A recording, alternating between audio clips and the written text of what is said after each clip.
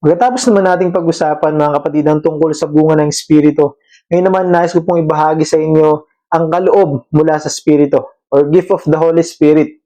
Dahil bilang mga mananampalataya ng Panginoon, ang bawat isa po sa atin ay may spiritual gift na mula sa kanyang Espiritu. Ngunit sa video pong ito, nais ko po munang ibahagi sa inyo ang biblical truth about gift of the Holy Spirit. Nabasa po natin ang tungkol sa gift of the Holy Spirit sa first book of Corinthians. Sinasabi po ni Apostle Paul sa 1 Corinthians chapter 12. Basahin po natin yung verse 1, verse 4, and verse 7. Pakinggan mo to mga kapatid. Sabi niya dun sa verse 1, mga kapatid, ngayon, tungkol naman sa mga kaloob ng Espiritu Santo, nais kong magkaroon kayo ng wastong kaalaman. Sa verse 4 naman, sabi niya rito, iba't iba mga espiritual na kaloob, ngunit iisa lamang ang Espiritong nagkakaloob ng mga ito. At verse 7, para sa ikabubuti ng lahat, ang bawat isa ay binibigyan ng patunay na nagpapakitang nasa kanyang espiritu. Ang chapter 12 po na ito ng first book of Corinthians, kapatid, ay sinulat ni Apostle Paul para sa iglesia sa Corinto. Ito po ay tungkol sa kaloob ng espiritu sa bawat isang mananampalataya o yung gift of the Holy Spirit. Noon po kasi ang iglesia ng Corinto ay nagkakaroon ng comparison at division dahil sa kaloob na meron ng bawat isa. May ilan po kasi na nagmamataas at nagmamalaki dahil sa kanilang kaloob. Niisip ng iba na nakakahigit sila kaysa sa iba. Iba naman, naiinggit at pakiramdam nila hindi sila bahagi ng iglesia. Kaya sinabi po doon ni Apostle Paul sa verse 1, gusto kong magkaroon kayo ng wastong kaalaman. Ibig sabihin po, hindi sapat ang sariling karunungan at karanasan lamang nila, kundi ang kailangan po nila ay tama ang pagkaunawa nila ayon sa salita ng Diyos. At ano nga ba ang biblical truth about spiritual gift? Una, ang lahat ng kaloob ng bawat isang mananampalataya, mga kapatid, ay galing sa iisang Espiritu ng Diyos.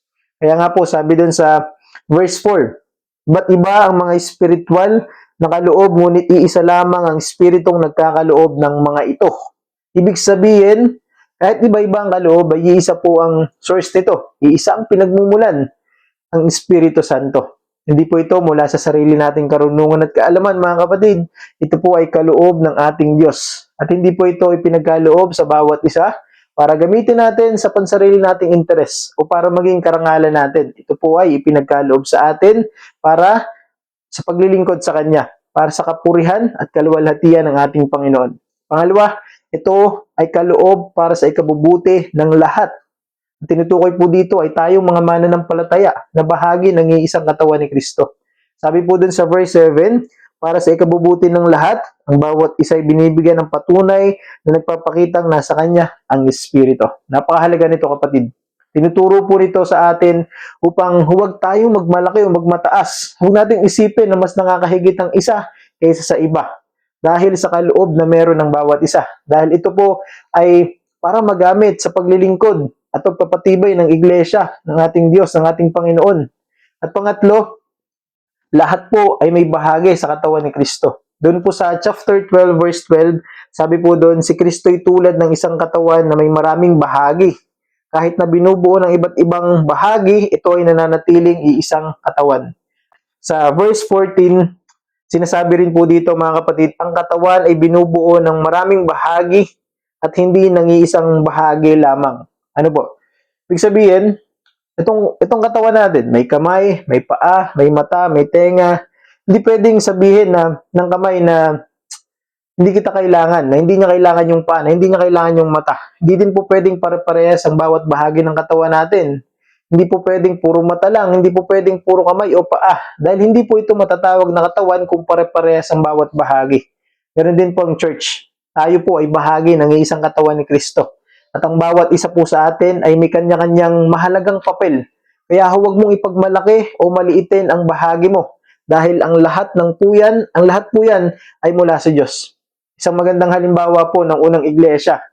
Mabasa po natin sa Book of Acts, chapter 2. Noong bumaba ang Espiritu Santo sa bawat alagad ng Panginoong Hesus.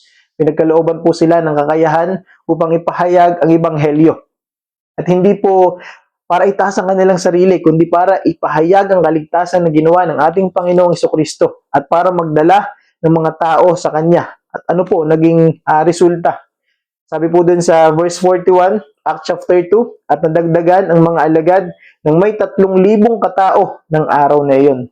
Iyan ang tunay na layunin ng kaloob ng Espiritu sa bawat isang mananampalataya na maipahayag ang Panginoong Hesus at palaguin ang kanyang iglesia. Ngunit mga kapatid, hindi po lahat ng spiritual activity ay galing sa Diyos. Kaya ang sabi po doon sa verse 3, kaya't nais kong malaman ninyo na walang taong pinapatnubayan ng Espiritu ng Diyos ang magsasabing sumpain si Jesus. At hindi rin masasabi ni numan si Jesus ay Panginoon kung siya'y hindi pinapatnubayan ng Espiritu Santo. Dahil mga kapatid, ang tunay na gawa ng Espiritu Santo ay laging itinatampok ang Panginoong Jesucristo bilang Panginoon, bilang Diyos, bilang Hari, bilang tagapagligtas. At kung ang isang gift ay naglalayo sa mga tao kay Kristo, hindi po ito galing sa Espiritu ng Diyos. Dahil ang layunin po ng Diyos, again mga kapatid, ay ang maglapit, at magkaroon ang bawat isa ng tunay na relasyon sa Panginoong Hesus. At ano po ang mensahe ng Diyos sa kanyang mga salitang ito? Iba-iba man po ang kaloob ng bawat isa, ito po ay may iisang pinanggagalingan sa Espiritu ng Diyos. At may iisang layunin, walang iba kundi sa ikaluluwalhati ng ating Panginoong Hesus at para sa ikabubuti, para sa ikalalago ng kanyang iglesia. Kaya ang hamon sa atin ng Panginoon ngayon kapatid, gamitin po natin ang kanyang kaloob para sa kanyang kaluwalhatian at ikalalago ng kanyang iglesia. Ngunit kung hindi mo pa alam ang kaloob mo ngayon kapatid, lumapit ka kay Kristo. Idulog mo sa kanya. Humingi ka ng tulong upang matuklasan mo ang kanyang kaloob para sa kanyang kapurihan. Kung alam mo na, humingi ka sa kanya ng gabay upang magamit mo ito sa kanyang kalooban, sa paglilingkod sa kanya. At palagi po tayo magpasakop sa Espiritu, kapatid, upang magawa natin ang lahat ng kanyang kalooban at hayaan nating magamit niya ang ating buhay para sa ikatataas ng pangalan ng ating Panginoong Hesus. Amen?